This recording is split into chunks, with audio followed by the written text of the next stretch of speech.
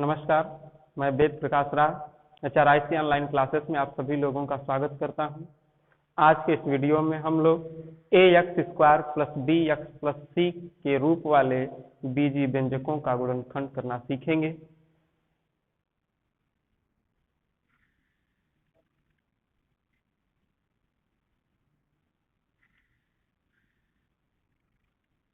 ax square plus bx plus c के रूप वाले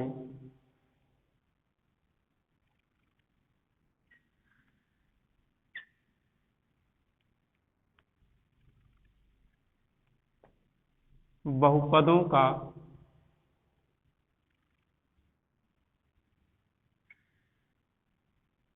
गुणनखंड करना।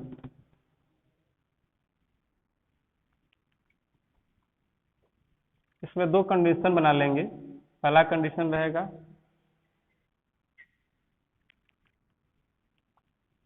यदि a इज इक्वल टू 1, अर्थात a का मान 1 हो, अर्थात जब a का मान 1 हो जाएगा तो 1 का गुणा x स्क्वायर में करेंगे तो x स्क्वायर हो जाएगा, अर्थात x square plus bx plus c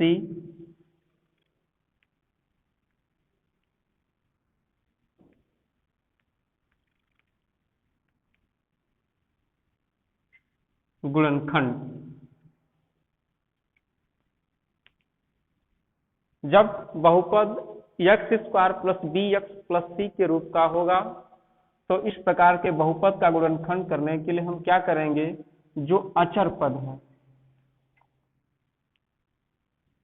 इस अचर पद के हम ऐसे दो गुणनखंड करेंगे। मान ले रहे हैं कि एक गुणनखंड p करेंगे और एक गुणनखंड q कर लेते हैं।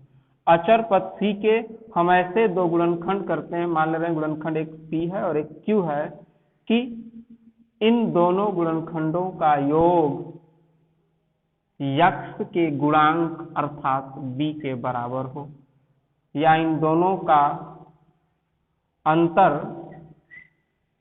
b के बराबर।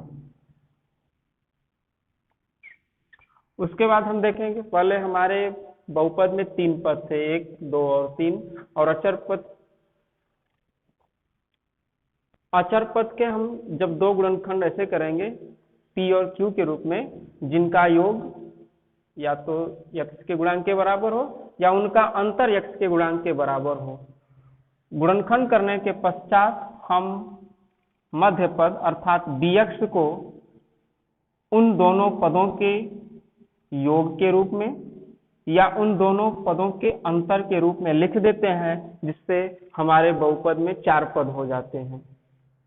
अब उसके बाद हम क्या करेंगे, दो पदों को समूह के रूप में लेंगे और उभयनिष्ठ पदों को कॉमन करके हम दिए हुए बहुपद का गुणनखंड कर लेंगे।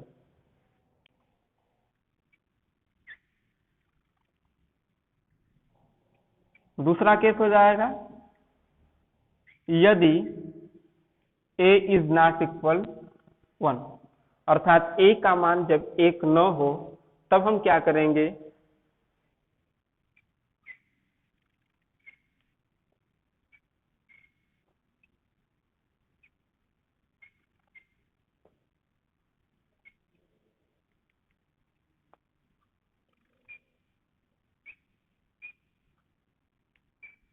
तो सबसे पहला काम हम क्या करेंगे कि a और c का गुणनफल अर्थात हम ac ज्ञात करते हैं, x स्क्वायर के गुणांक a और अचर पद c का गुणांक ac ज्ञात करते हैं, और इस गुणनफल का हम ऐसे दो खंड करते हैं, मान रहे कि एक गुणनखंड p हो जाता है और एक गुणनखंड q।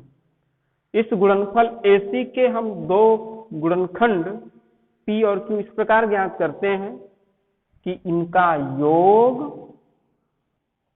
या इनका अंतर x के गुणांक के बराबर हो। यदि गुणनफल धनात्मक होता है तो हम bx को इन दोनों गुणनखंडों के योगफल के रूप में लिखते हैं। और यदि गुणनफल का चिन्ह अर्थात AC, जब प्रथम पद और तृतीय पद अर्थात एक्स स्क्वायर का गुणांक A और अचर पद C का गुणनफल ज्ञात करते हैं और गुणनफल का चिन्ह ऋणात्मक हो, तब हम BX को इन दोनों पदों के अंतर के रूप में लिखते हैं, जिससे कि हमारे बहुपद में 4 पद हो जाते हैं। उसके बाद हम दो पदों को समूह के रूप में लेकर उनका गुणनखंड आसानी से कर लेते हैं। आइए इस पर हम कुछ प्रश्नों को हल करना सीखते हैं।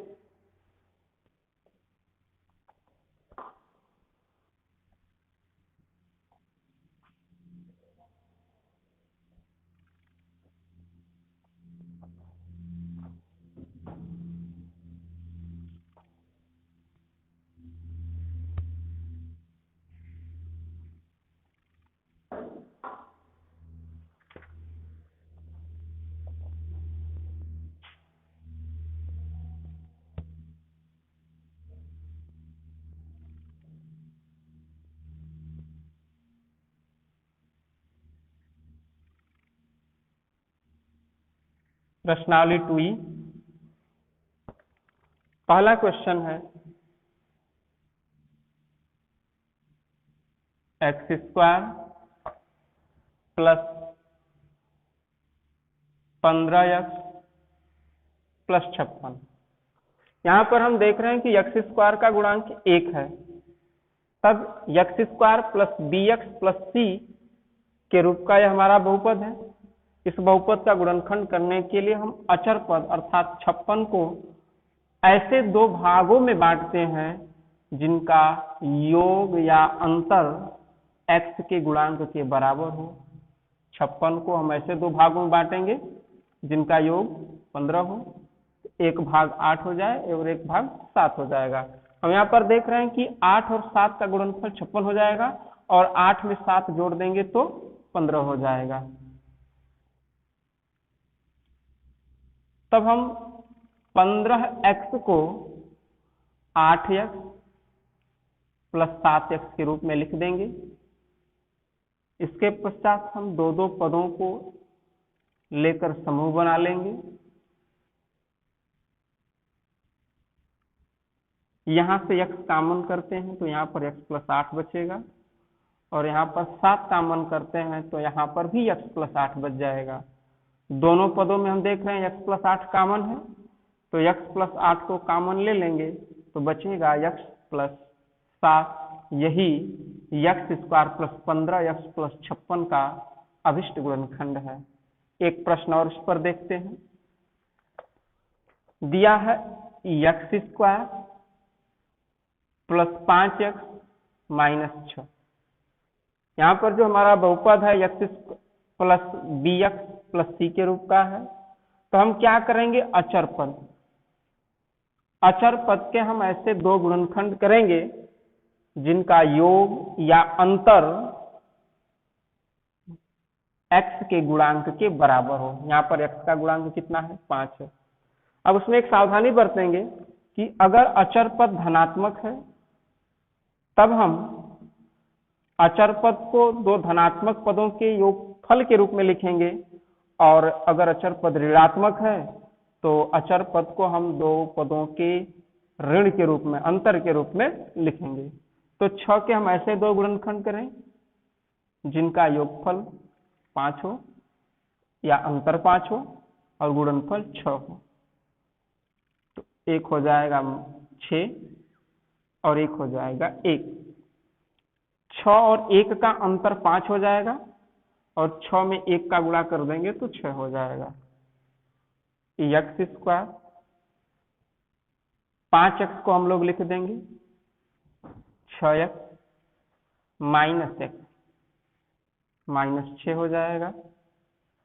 अब हम दो पदों को एक साथ ले लेंगे।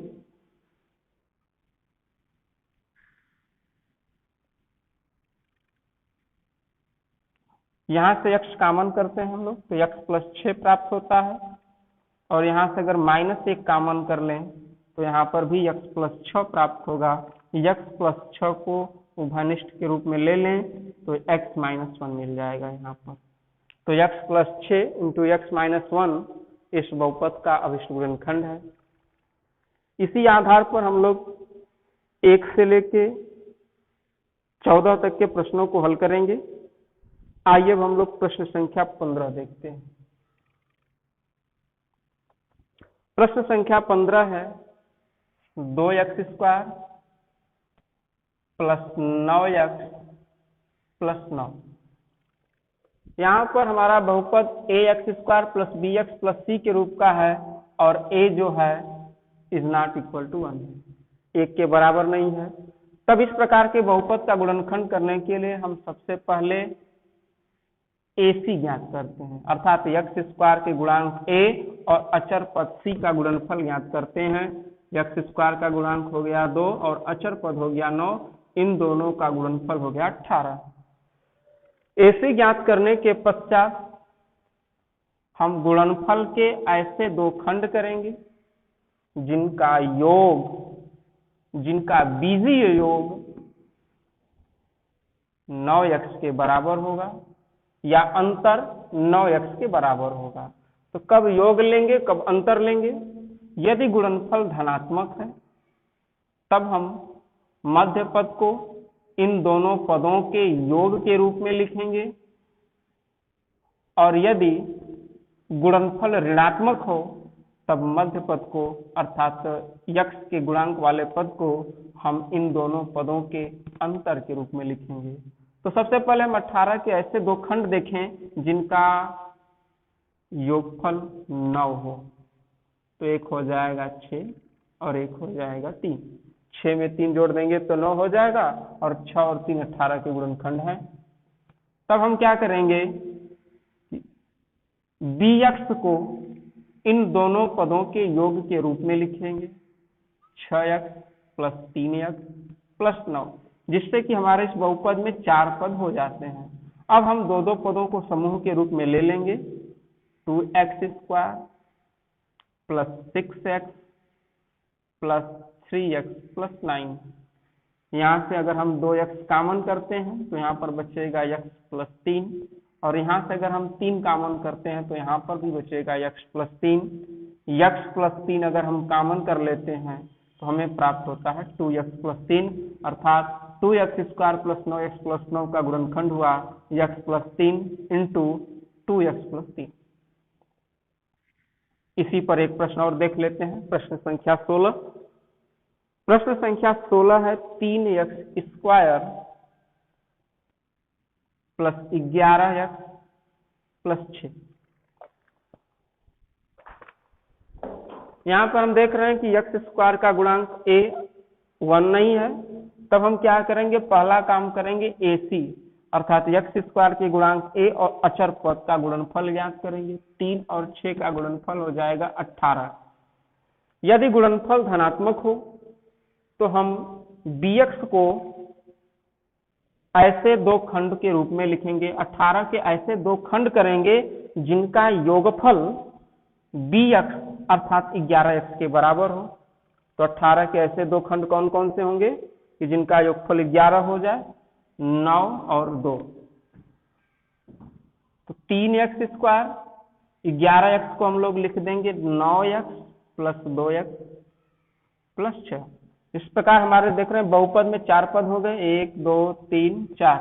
अब हम क्या करेंगे, दो पदों का समूह बना लेंगे, 3x² plus 9x plus 2x plus 6।